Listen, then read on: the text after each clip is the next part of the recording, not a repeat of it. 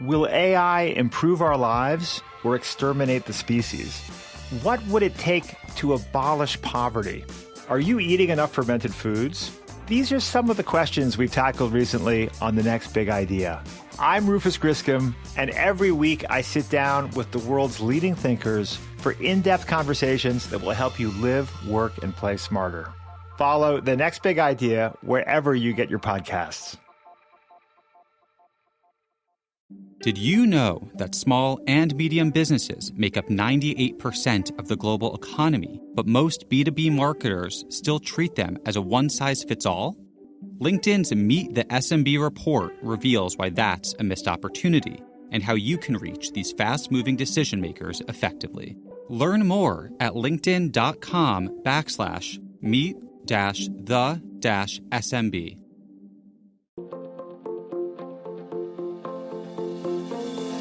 Welcome to the American Negotiation Institute's podcast, where we will teach you the skills you need to get more out of life. And now your host, Kwame Christian. Hello and welcome to our next episode of Negotiation for Entrepreneurs. My name is Kwame Christian, and I am a business lawyer, and I am passionate about teaching entrepreneurs like you how to negotiate and get better deals for your business. So I want to start off first by giving you all an update. So first I want to give a shout out to all of the listeners. We have had almost 700 downloads, and we've been listened to in every continent except Antarctica. So thank you for the support. That's pretty cool. And because of your support, we were recognized by iTunes as one of the new up-and-coming business podcasts on iTunes. So we were listed on the new and noteworthy list this week. So that's pretty cool. Thank you very much for getting us there.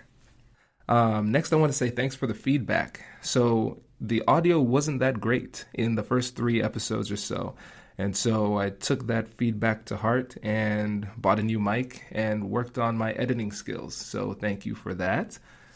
Also, one of my friends reached out and said that I sounded a little bit scripted. And so I am going to ease up on heavily editing to try and make myself sound perfect, because I'm not perfect. So that has 2 benefits. Hopefully this will make the podcast a little bit more fun. And second, it will make editing on my end a lot easier when it comes to chopping it up. So yeah, we're going to see how this goes. Lastly, let's just jump right into this episode, chatting about what's next here. I'm really pumped about this episode because we are interviewing someone who is living out every entrepreneur's dream, and that is to get a deal on Shark Tank. I know that's my deal. That's my dream, so I'm assuming it's everybody else's. But regardless, our interview today is with Billy Blanks Jr., and he was able to get a deal with Damon John and Mark Cuban, and now his business is flourishing. So in this interview, there are a couple things I want to point out as far as negotiation goes. So Billy wasn't always comfortable negotiating for his business, and he offers you some great insight on how to take that first step as an entrepreneur, getting better deals for your business. The second thing is, I want you to pay attention to how he's able to use creativity to get more value out of his deals. And yeah, that's about it. So I think I've talked long enough. Given enough of an intro, so let's go ahead and jump right into this interview. I am here with Billy Blanks Jr. I reached out to him because he was my favorite interview on Shark Tank, my favorite negotiation on Shark Tank by far.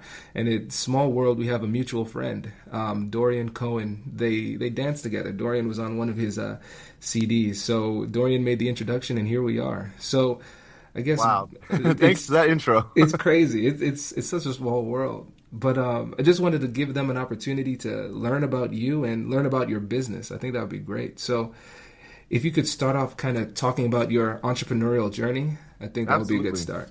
Absolutely. So, right now, I'll start where I'm at now, then I'll kind of rewind so that you know kind of the journey. But, I have a dance fitness program that's called Dance It Out, and it's all over the world right now and continuing to grow. I have 1,000 teachers in America, about 1,200 teachers in Japan, 100 in Taiwan, just expanded to Germany and to Mexico, and going to continue expanding this year in all these different countries.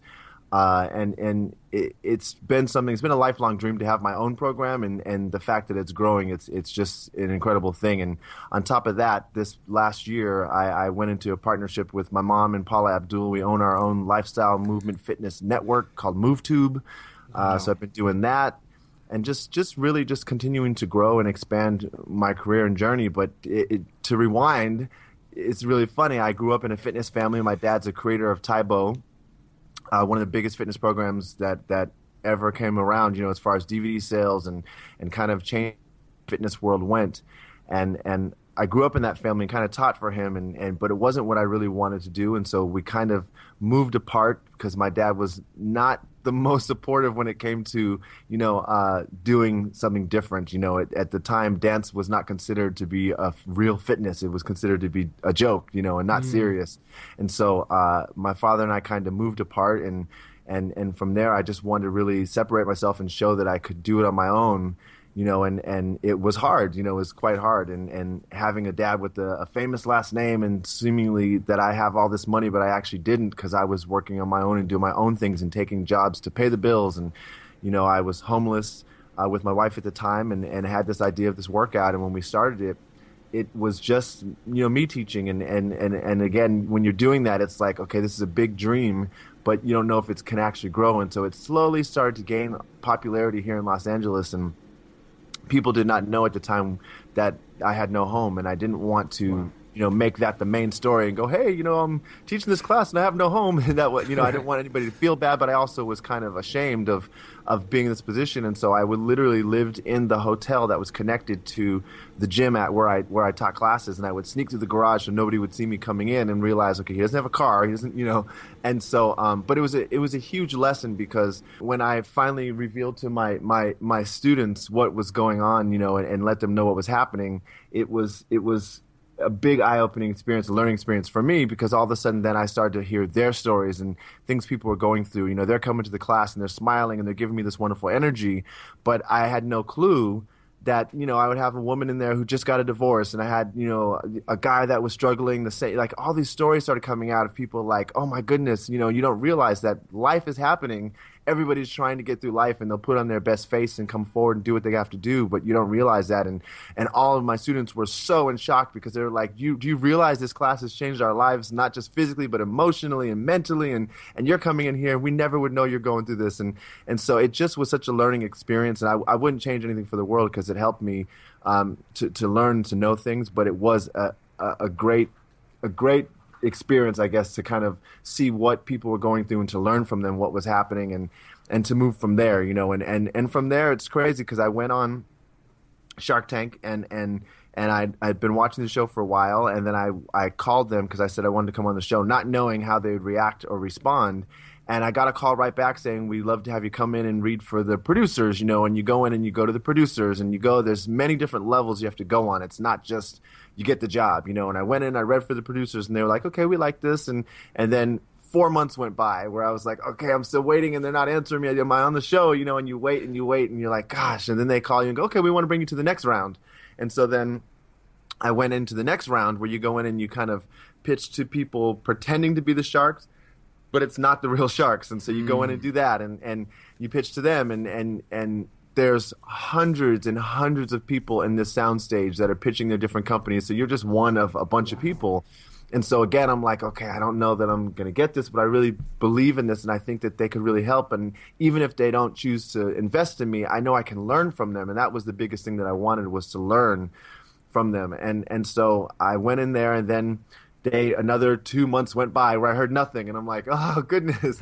Then finally I got a call, and they were like, we think we're going to have you on the show, but we need to wait and see, what's going on, and we'll give you a call back. And so that was the first time I kind of went to Japan to expand the program. I was asked to go to Japan because they had kind of heard about it here. And so I went to Japan, did stuff there, came back, was still waiting, and then finally they called and said, we want to have you on the show. And so I was like, okay, this is great. But what people don't realize is even when you go and you pitch on the show, if you get a deal, don't get a deal, your episode still may not air. Or you and you still may not make an episode. So the way that they do it is they film a bunch of different companies, and then they make episodes later on, once they've figured out, okay, this one will work great for this episode, this one will work great for that episode. So you're not guaranteed an episode, and you're not even guaranteed that you'll air. And so they keep telling you, okay, you made it on the show, but just know we still may not air your episode. Wow. So so it's crazy. So I went on, and it was the most incredible thing. You know, I've done TV my whole life. I'm an actor also first, and so I've done TV, and I don't really get nervous, and so I wasn't really nervous until I started walking down that hallway, and then all of a sudden I was like, oh my God, this is really happening. I've been wanting to do this for like a year, and it's happening. And so the doors opened up. They don't let you see the sharks before. Although what was so interesting was right before I walked out, Damon he was walking in to go to his seat, and he came and shook my hand, and Mark Cuban walked by and gave me a little wave, and you saw them kind of going in, and I was like, oh my goodness, this is really happening. Wow. And so that was when they were sitting in their seats, and then all of a sudden they put me at the end of the hallway, you know, and they tell you, you know, when you get to the end of the hallway, it's called the stare down. They're like, stare at the sharks, but just know, don't start until we tell you to go. And so I'm like, okay, no problem. And I had my pitch all ready, and I'm ready to go. And I walked in the hallway. I'm getting a little nervous, but not too much. Doors open. I see everybody. And I decided in my practicing time that I was going to look at each shark in the eye so they could see who I was. I could see who they were. And I wasn't going to get intimidated, you know, because it was important to go in there and really just look at them and show them instantly who I was. And so I walked down. I looked at each person in the eyes, really took the time, and about 15 seconds goes by where you're staring at them, and I'm like, okay, I'm ready to start this thing. And they go, keep holding. Hey you, I'm Andrew Seaman. Do you want a new job? Or do you want to move forward in your career? Well, you should listen to my weekly show called Get Hired with Andrew Seaman. We talk about it all, and it's waiting for you, yes you, wherever you get your podcasts.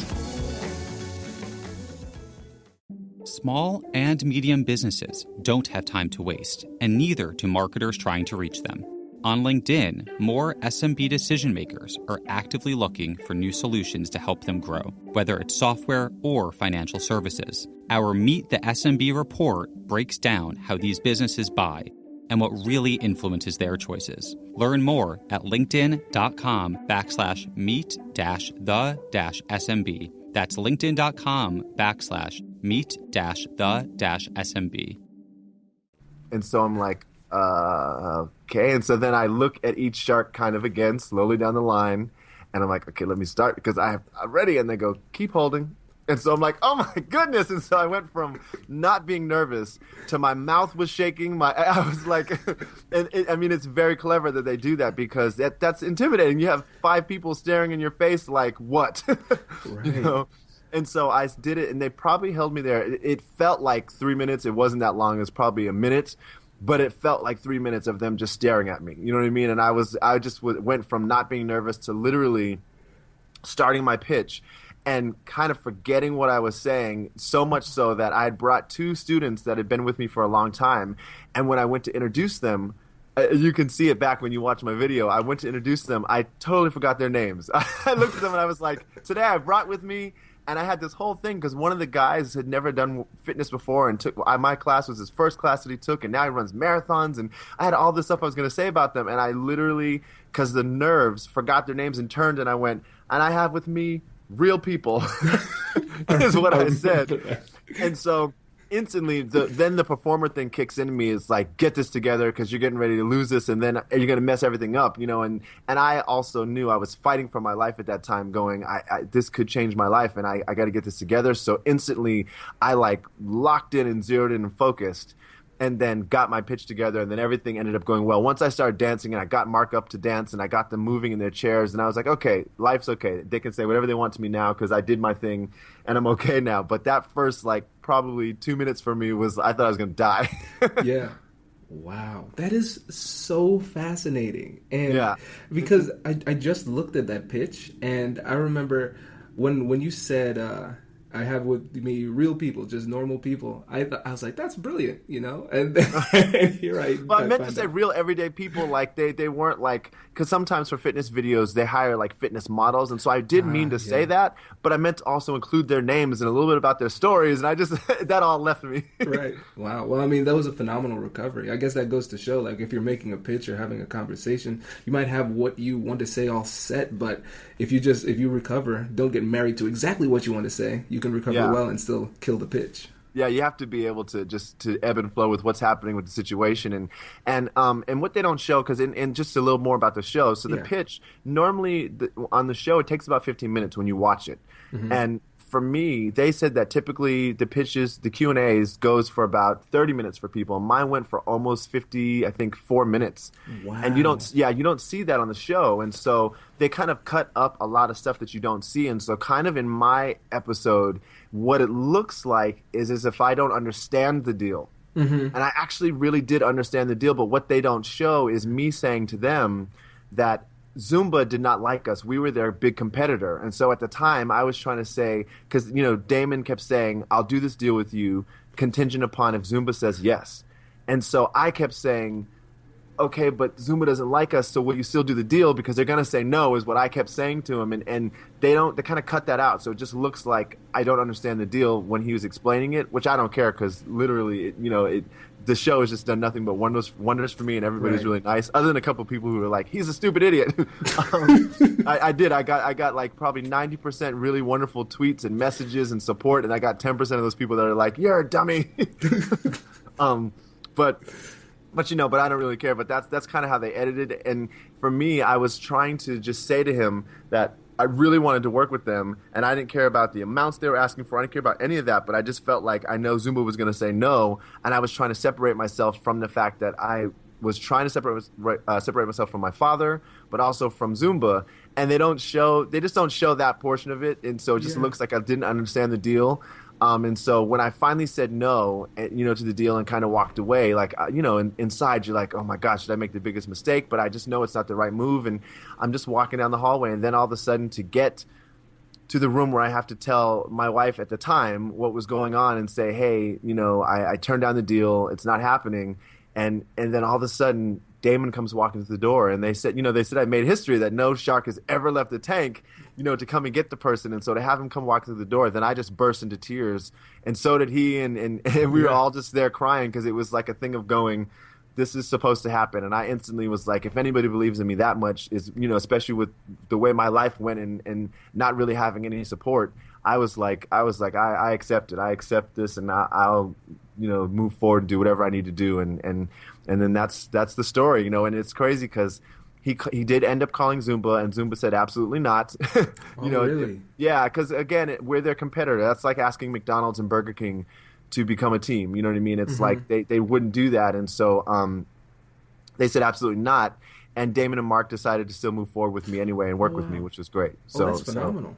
Yeah, it was great. And then we went on a tour and started, building the program around the country. Wow, that's incredible.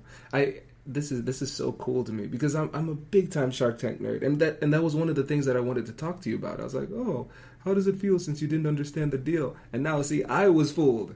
Yeah, it's funny because, like, it's when you do the question and answer portion, they're very smart. The way that they edit stuff is really smart, because they do know how to kind of really make this show work. And it was, I did not understand the portion of him going, I want to, work with you contingent upon Zumba. I kept going, yes, but I was trying to tell him, I know Zumba's going to say no. And I didn't know if I got that across to them. And so that's where it kind of kept going back and forth. And it looked like there's just confusion here, you know what I mean? But it ended up working out. And once we all spoke finally, because you get to then talk to them after, and once you start working with them, then from there you start to really have conversations about what's going on, and they really learn stuff about your business, and you learn stuff about them. And I've learned so much. The biggest lesson I've learned from Mark Cuban actually is, or two lessons is, one of them is to value myself and to know how to value myself when I'm working. And the second thing was to work smarter, not harder.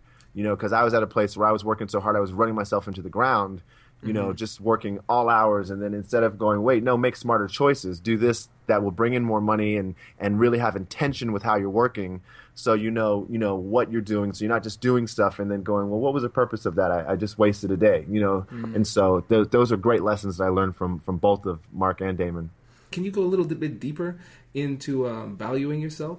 Yes, absolutely. So a big example for that is when I, start the program, you have, whether it's friends or companies and people that will offer you different jobs and different opportunities, whether it's, for me, it would be to teach an event or to do a speaking engagement or different things. And, and I would always undercut myself as far as price because I didn't want to lose the opportunity. You're so busy going, okay, I'll just take this small amount of pay and I don't have the right to ask for more. And it was Damon who was like, no, you have value and it's okay to be able to ask for something of more value. Obviously, don't be ridiculous, but start to work your price up and build your price and, and really believe in what you're doing and because you have that value. And if it's worth something, then ask for something, And so for me, then I remember one of the first times I did a big speaking engagement and, they offered me, a pretty fair amount of money, but I remember going, but I've been doing these things for a while now, and technically, when I had done a couple of things with Damon, they were telling me different amounts that I could get or I should ask for, and I remember going, okay, well, let me ask this person for it, and I remember asking for the amount, in obviously a professional way, but saying the amount that I believe I should get, and talking about, the plane and the hotel and just kind of covering everything, and I was like literally not going to press send because I was like, oh gosh, they're going to email me back and go, no, you can't have this job. And so I pressed send and then I sat there like the whole time going, oh, but maybe I could just go, no, I'll do it for just this amount, and dropping it down and literally just didn't even trust it, and I sat there and literally you don't realize I was like typing an email to go, don't worry about it. I'll take the amount you offered me. Oh, wow. And as I was doing that, then I was like, no, I need to follow this and see if I can now start valuing myself and seeing if I can really do this and bring this in. And I didn't send the email, and I sat there and probably 2 more hours went by, and then all of a sudden email back came in and went, confirmed, we accept, and I was like, whoa, what, And so it was just a big lesson to me. And ever since then, it's now I know, I'll definitely do things for free. I'll definitely do, charity things and events and stuff like that. But I know now when things come in, I can ask for a certain amount. And if they're not willing to do it, then I just go, okay, no, thank you. It's not, it may not be worth the time sometimes, and that's okay because something will always come in to cover it. Obviously, I'm not saying don't take, gigs when you need money, but I'm just saying there's a point when you start to value yourself that then it will come and you will start getting what you deserve. And that was the thing that for me that was like an eye-opening experience because being homeless before, I'm so in fear and thinking I just got to take everything I got to take, and that was a big lesson for me. I think that is a great point because for entrepreneurs in general, the stuff that we produce, it's a little bit intangible. It's hard to say what our overhead is exactly for a speaking engagement or if you're a consultant. I remember for me as an attorney, when I would have business clients, I'm like, how much do I charge for this? It's really difficult. And really, that's the first step in any negotiation. You need to ask for what you want. So for you, now, what do you think would be some principles that you rely on whenever you're in a situation where you have to make an ask? So for me, I would say when I make an ask, I try to be realistic. I try to look and see what the budget for the event may be, what they have, what they're trying to do. And then from there, I try to go, okay, so what is fair for basically what I'm doing, and then try to come up with a price from there. From traveling, I add all that stuff in and try to see what it is. And I also try to calculate it because me leaving to go do something, it makes me have to shut down different businesses I have here. I have the MoveTube network. I have classes here that if I'm going to leave, then I have to make a certain amount because I've got to cancel certain classes, pay other instructors to do things. So I always start there. I start with that thing of going, okay, I can do this. And, there's been times where if somebody is like, I really want to have you for this event and we don't have a huge budget and I really know that they don't, then I'll do the event and they'll cover my travel or they'll take care of something. And I try to make care of that. Make sure that's taken care of. But that's kind of where I start with my ask, is seeing what things, what the event is, what the situation is, and what their budget may be, and kind of look at that. And then from there, look at what I have to do to make it happen. And then, start building my ask from there. Very interesting. Are there times when you would kind of go back and forth and trade things of unequal value? And what I mean by that is, so maybe it's one of those situations where they don't have a large budget, but they could offer you something that doesn't cost them very much, but could be of value to you. Absolutely, absolutely. Yeah, there's been events where they've wanted me to be there and they can't really pay the amount, and so they'll cover travel, but then they'll go, well, we'll also give you a booth where you can come and promote your business and do stuff like that. And so that's definitely times when you can do the trade, and it works. That's phenomenal. Yeah, a lot of times entrepreneurs miss that because we just get focused on how do I make money, you know. Yeah. But there are other things in your business that could be of value. So I guess one of the Absolutely. keys to negotiation is creativity and thinking outside the box sometimes. Absolutely, it's thinking outside the box and figuring out what would be. I always start with intention and go, okay, so if I'm going to do this, what does my business need to get out of it? So I'm going there for a reason, and things are being done for a reason. Mm-hmm. And so then that would be something of going, okay, well, having a booth, what's the point of having a booth? You could have a booth and sit there all day and not sell anything. Right. But if that's the case and you go, okay, well, I'm not going to really make a lot of sales, and I need to make connections, and I need to bring cards, I need to bring, so I always try to figure out why and what I'm going to get from that and what's going to happen, and then plan from there. So it's not just a thing of going, I'm going to bring all this product to a booth and sit there and not sell anything anyway. It's about really planning what you're going to do to utilize that booth. And sometimes the connection is just as strong as long as you know how to take that opportunity and seize it, Right. So I guess one thing that everybody's going to want to know about is how is it working with Damon and Mark? So actually, it's really, really interesting. They're both very, very great. They're both very different. Damon is more of a heart person, mm-hmm. and Mark is more of a head person. Mark is a business person. He's down to the dollar business, but I can also say that Mark is the one that when the show was getting ready to air, Mark actually called my dad, Mark and Damon, and we're like, we want to work with your son, and they wanted to kind of have him come on and just give a thumbs up, mm-hmm. and my dad was not willing at the time. Now my dad and I have reconciled, but at the time my dad was not willing to come on and just help me or promote in any kind of a way, and actually was kind of on the phone with Mark Cuban, just a little disrespectful, and it was such an odd phone conversation, but it was funny because I thought, okay, well, after this, because at the time my dad was not allowing me to use my name for trademark, and I was like, okay, now Mark's definitely not going to work with me.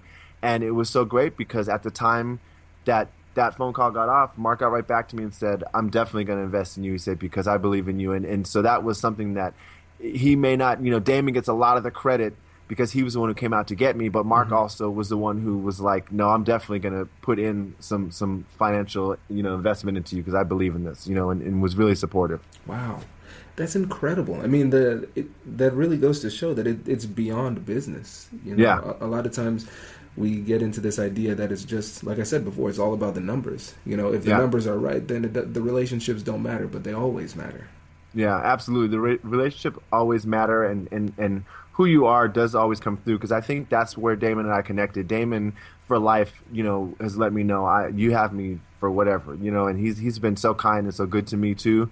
And it is. I think the relationships are important, and that's with any business, even in the performing world. If you're easy to work with, if you're a good person, if you're reliable, consistent, they will always bring you back. And that's what's important. You always want to make sure that you are true to your word. I'm always try to be a person with integrity, and if I say I'm going to do it, I try to do it. Right. Is it hard for you to work with them? Because I know Mark's in Texas and Damon's in New York. They have huge teams. So when you start working with either one of them, you instantly get connected to their team of people. Mm-hmm. And so I actually was shocked at how much contact I did have with Mark. It's not so much phone contact, but it's more direct email contact where I would send a reporting in or something thinking that only his team was going to look at it, and he would email me back right away. And so that was always shocking to me. Mark was somebody who, like, if I emailed him and he's getting thousands of emails because he has so many businesses, I was always shocked that he would get back within 10 minutes. I would get an email right back. And same with Damon. Damon is a person who if I call, he's going to pick up the phone, and so it's different. They have teams of people that make sure if they are busy, if they are working or doing something, you'll talk to them and they'll get stuff to them or they get stuff handled. Have there been any instances where either Damon and Mark disagreed or you disagreed with the direction they wanted it to go? And if so, how were you able to manage that? No, not really. There's not really been any differences. They're kind of with my businesses. It's a lot different than most other businesses they probably have because they have a lot of tangible stuff.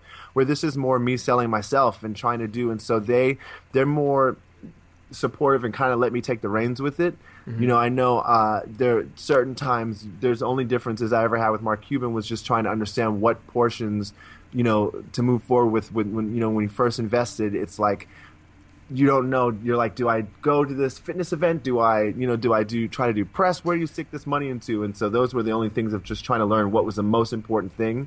You know, and this is a new industry, or not now for him because now he has a couple of fitness companies, but it was at the time a new area that he was looking into. So yeah, it was nothing really difficult. They're pretty much giving me the reins, which is great. That's great. Has your business plan have you had to pivot at all? Because I remember when you were on the show, you had a very clear plan forward. Did you have to make any changes? Yeah, I made a few changes. So first of all, the name. So we were going through trademarking. So when I was on the show, it was called Dance With Me. And at the time, I had already filed for a trademark for the word Dance It Out. That's the one I wanted, DIO, and then trademark for that, but then also for Dance It Out, which is the name of my program.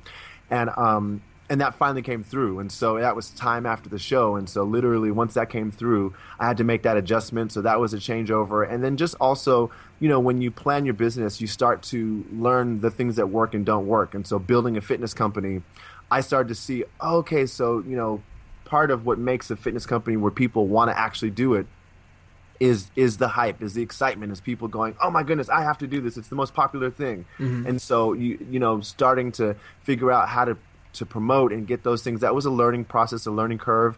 Originally, when we were touring, it was like, it was me, it was my wife at the time, my son, all of us trying to get to a location to train teachers, but that cost so much money. Yeah. And so at that time, that was a couple of things that we had to find the adjustments and make those adjustments to go, okay, well, if we're only making X amount of dollars, or we're spending this to go do the events, this doesn't make sense. So we got to figure this out. You know what I mean? And that was a little bit of strife in my relationship at the time, but it also, you know, it kind of came to a head, and that was something that once I figured out that was a big change, just to kind of go, okay, these are how these things should be led, so we actually make some money from it, you know, and figuring out how to bring in, you know, the dollars from that and what areas are important. And, you know, and before in the fitness world, everybody always fought to make DVDs, and in this time where it's all a digital age, it's not so important to make DVDs anymore, you know, and so all those things were kind of changing just as this stuff was starting to happen. Interesting. So what do you think is next? For me, or for fitness, or for both? So I would say, you know, definitely the digital space. That's why my mom, Paula Abdul, and myself started this network, and my business partner, Eric Shoji. We started this network called the MoveTube Network, and it's literally been it's been life-changing to me, just because it's an online channel that basically covers everything from dance, fitness, bodybuilders, Olympians, everything that makes you move physically, mentally, spiritually, emotionally. There's feel-good videos. There's basically everything on there, and it was something that I started going, I get, you know, people want to be able to have the power of this in their hand. They want to be able to do it on their computer. They want to be able to stream it to Hulu or you know, whatever it may be. And so that's why we started the network, and it's rapidly growing. It's something that I'm very excited about. And it's something that within the next, you know, year or 2 years, you're definitely going to hear some stuff about it, because there's just such big plans with it. And so that's kind of where I feel the world is going, obviously, because the DVD space is not really making anybody any money right now. Right. That makes sense. It's funny, before we started this interview, I was on your Facebook page, and I was looking at some of the inspirational videos. I was getting all hyped up before oh, that's awesome. The interview. Yeah, no. Did you go? You mean the MoveTube ones? I'm assuming it was through MoveTube. It was a bunch of awesome athletes doing awesome things. Oh, that's probably so. So there's one. If you go to MoveTube, so like I'll send you the links, you can see it, because on MoveTube we have stuff where we, you know, Paula, myself, and my mom, we did one where for Thanksgiving where we went to like a grocery market and we surprised all these different families and did like a supermarket sweep where we were like, you have 4 minutes to run through the store and grab everything you want out of the store. And so we have like videos like that.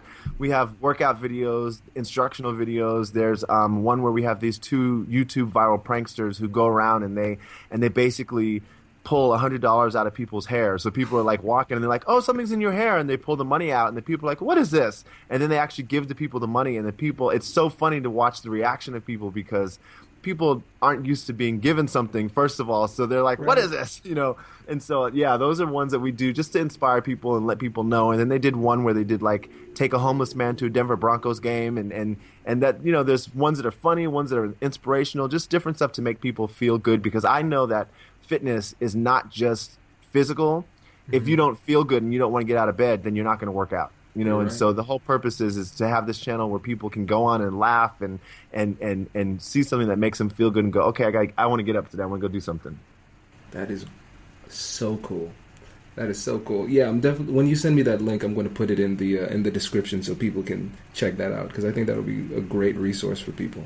Oh, thank you. Yeah, and I think the other thing you're talking about is I got hired as a resident celebrity judge for this new bodybuilding competition called NSL. It's Inspire.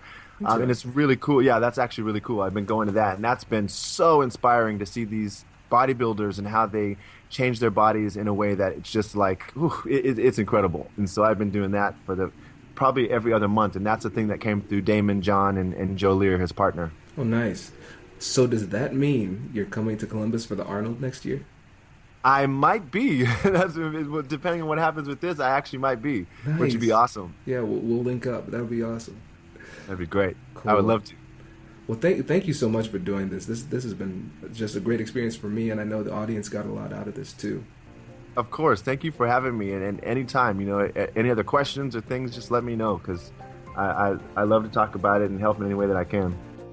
All right, everyone. I hope you enjoyed that interview. I know I had a blast doing it. I want you to check out Billy's MoveTube channel on YouTube. So if you go to YouTube and type in MoveTube into the search, you can see some free workouts and watch some inspirational videos. I've checked it out. It is a phenomenal resource, and it's free too. So check it out if you have a second. And before you go, I want to remind you that I have this free list of things that are negotiable for your business. So different expenses that you can save on by negotiating with different companies. So if you are interested in getting that free list, just go to the website AmericanNegotiationInstitute.com/list. And so that is LIST. And so I'll put info for MoveTube and info for that list in the show description. So thanks again for listening. Really appreciate it. And if you have time, please rate, review, and subscribe. I'd really appreciate that. So go out and get better deals for your business. And if you do, let me know. I'd love to hear the success story. And my email is in the show description. I'm looking forward to seeing you in the next podcast. I will catch you later.